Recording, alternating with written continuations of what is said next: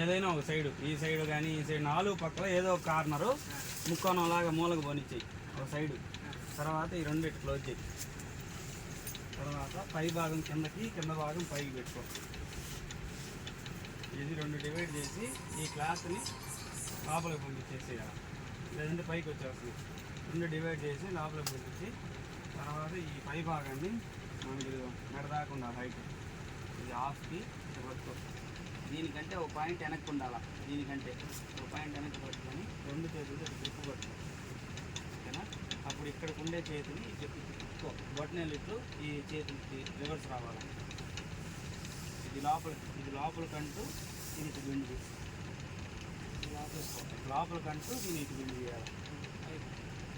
లేదు ఇంకో సిస్టమ్ కూడా నాకు చేయలేనంటే ఈ ఎడం చేతిని పట్టుకొని రౌండ్, మళ్ళీ దీన్ని రౌండ్, ఏదైనా అంతే. నేను గ్రిప్ పట్టుకున్నా